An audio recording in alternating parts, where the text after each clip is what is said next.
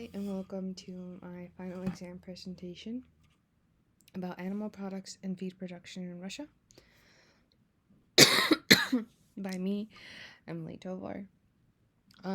Sorry if I'm coughing throughout the video. I am recovering from a cough, and talking so much kind of triggers the cough.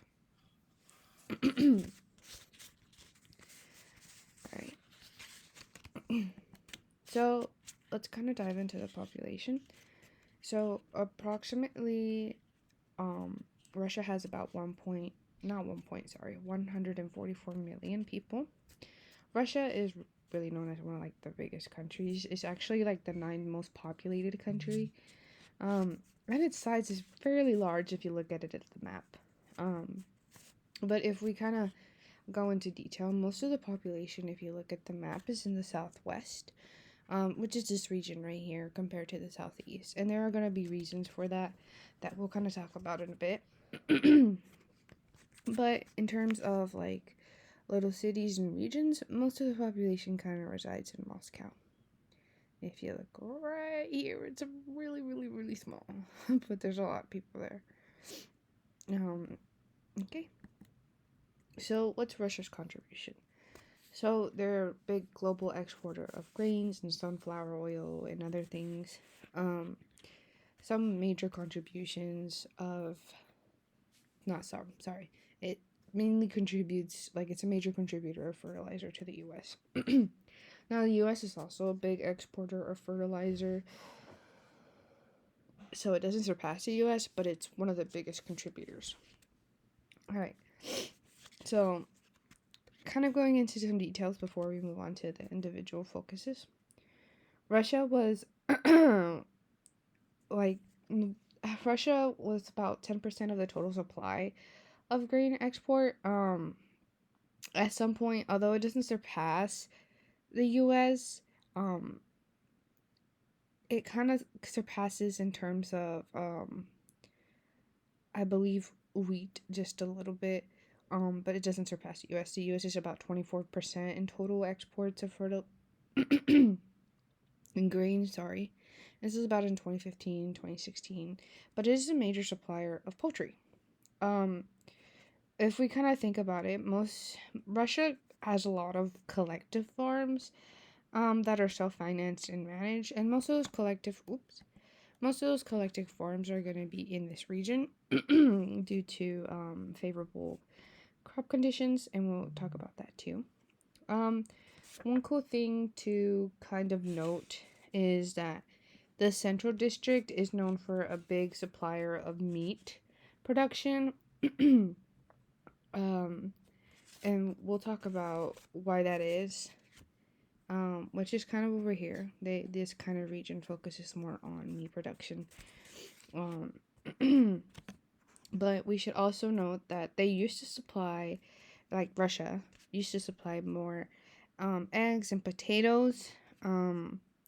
But eventually they kind of switched over to like wheat and corn and sunflower. So this is a really big change in contribution. Just a cool fact. What specifically though? So when we're talking about the major commodities supplied from Russia, especially to the US, we're mainly talking about fertilizer, grains such as barley and wheat mainly, meat, which is poultry, and beef. So, fertilizer. So Russian fertilizer exports have reached 37.6 million tons. Why is that though? Well, Russian fertilizer is rich in nitrogen and potassium. That potassium from the soil reaches the plants, and the potassium in the plants allow for better sugar movement, and so then that also helps boost resistance to the stresses such as like climates, like a drought, and diseases. So they're just a lot tougher and just was able to withstand it, whatever condition comes out their way. So it has to do with survivability. So like they don't have to intensely manage or invest so much just to keep the crops alive. It's also really cheap. So the reason that it's cheap is because Russia uses cheap gas to produce the fertilizer. And so that allows them to sell it for cheaper prices.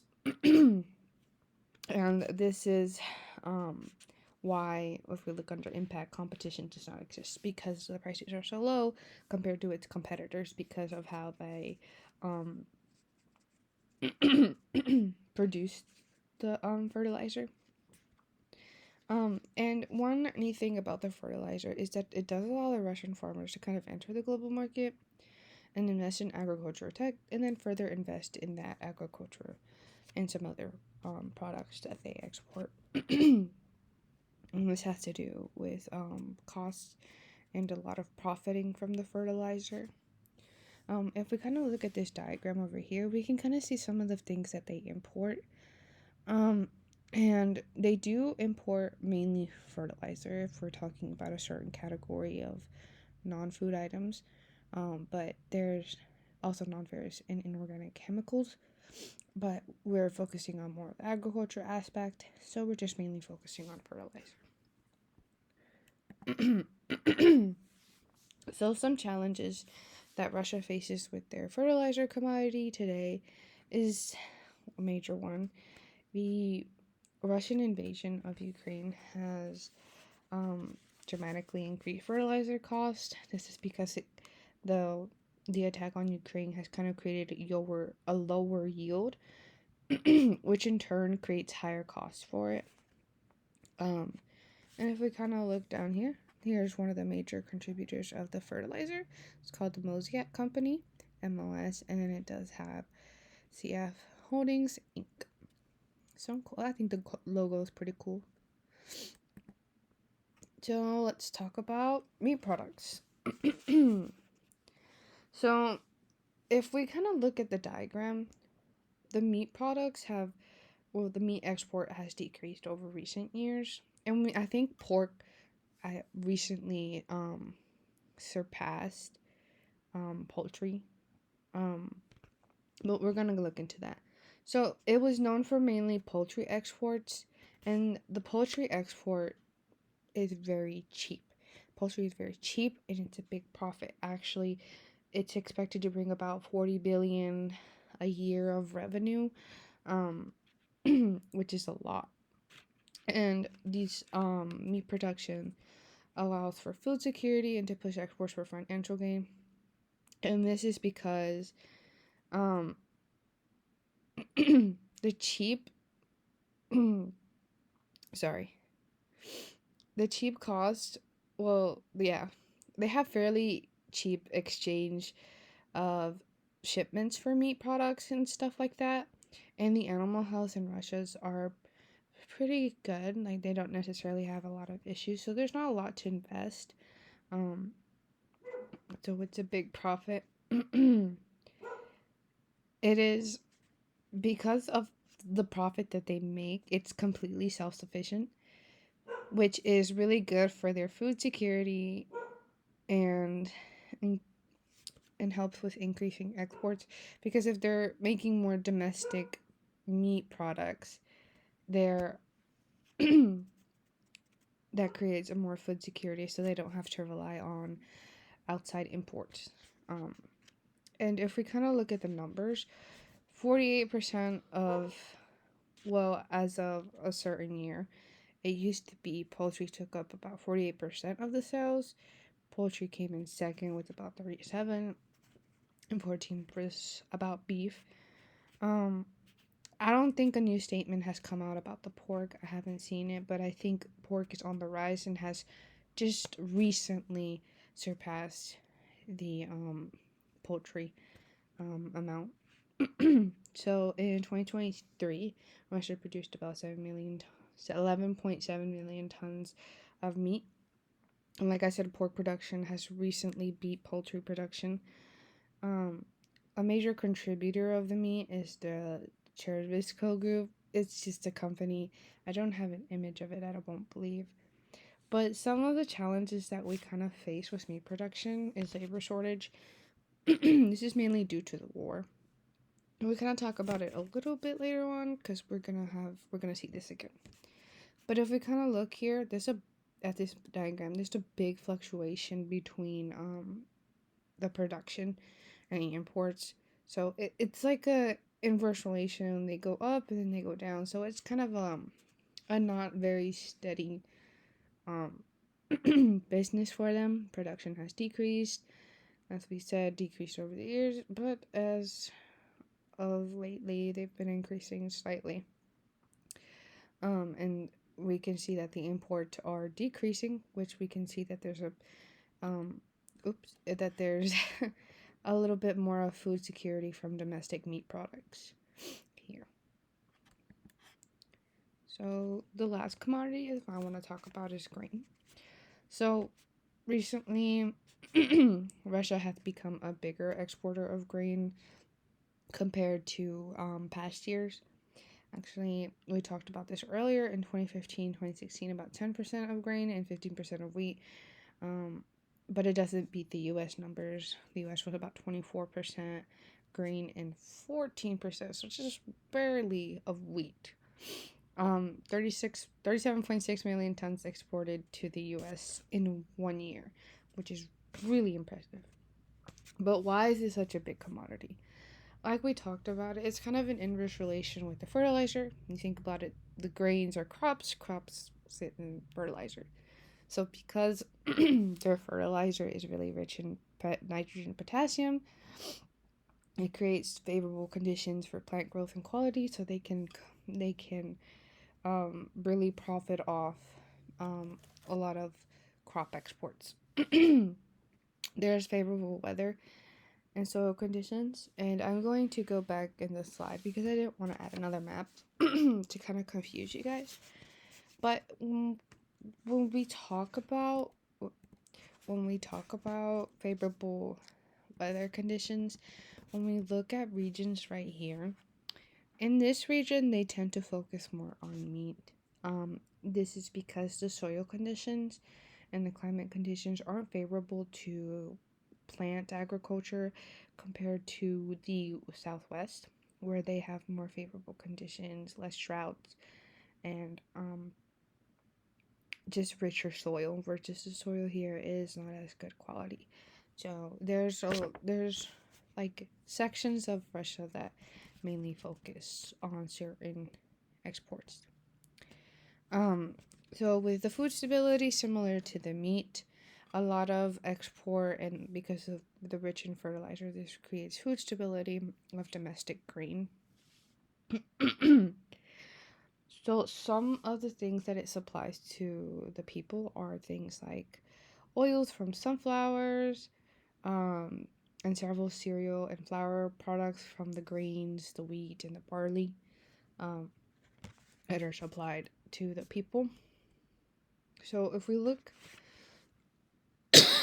at grains today, I kind of repeated myself, I'm sorry. Some challenges that we see is labor shortage, and I will get into that now. The labor shortage comes from the invasion on Ukraine. More people are being pulled from their jobs. A lot of farmers are being pulled from their jobs to like mobilize the military. So there are a lot of people being moved to the military to assist in the war. Um, so they kind of don't have a choice. Not really, but there's just where the labor shortage comes from. So there's nobody back kind of managing it. Some other challenges I do want to talk about before we move on. The war has also kind of disrupted like the supply chains for essential imports. So this can do with like feed, like eggs that they're used for hatching, and certain equipment, so that they have, and so this causes them to look at other suppliers and other people to buy it from, which are usually at higher cost, which doesn't really benefit them. So the war has a really big impact on their agricultural aspects. If we're looking at grains, a major industry is the United Grain Company called Osk Hoziki. And here's a look on the inside. I couldn't find some images that look kind of on the outside. I'm gonna grade Russian agricultural schools. So this was one of the top ones that I saw. like one of the first ones, which is Russian State Agrarian University. Very beautiful on the outside. It's located in Moscow, and like we said, a lot of the population is in Moscow, and a lot of the fertilization and crop exports were coming from that southwest region, so it makes sense. And then you have your Volgograd State Aryan University. This is in Volgograd Oblast, Russia. It was really hard to find a clear image. I'm sorry for the blurry image. But this is not as popular, but one of the best ones that mainly focus on agriculture. Now, some things that I kind of learned in a summary is war just doesn't impact, it doesn't only impact just the funding to agricultural operations, but it also pulls a great number of labor force away from attending to those operations. Like I said, there was a labor shortage because so many were being pulled away from their jobs, which and that money too is being pulled away from those operations, which impacts their exports. But Russia's doing fairly okay, which is good for them. Also, in terms of meat value, so it's good to note that different species and types of meat affect the value based on the price, the taste, and the demand.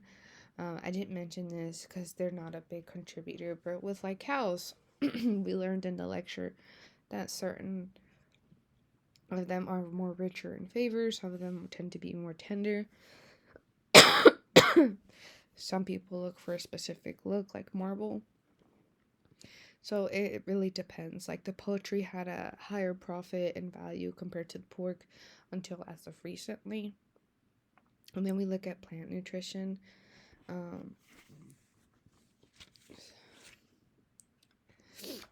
Sorry.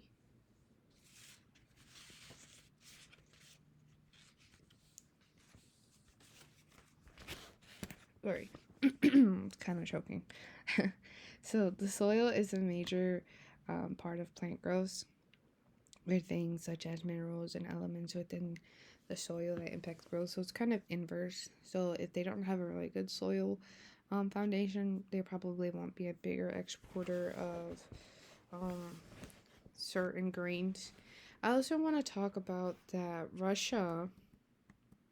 I don't know why I didn't mention this. I'm sorry.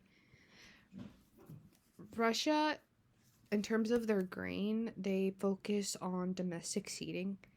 And the problem with domestic seeding, although they have good fertilizer, it produces a lower yield because domestic seeding typically has less resistance to stressors for things like disease. So there's one other issue with Russia. Thank you for listening to my thank you for listening to my final exam, and I hope you have a great rest of the semester, and good luck.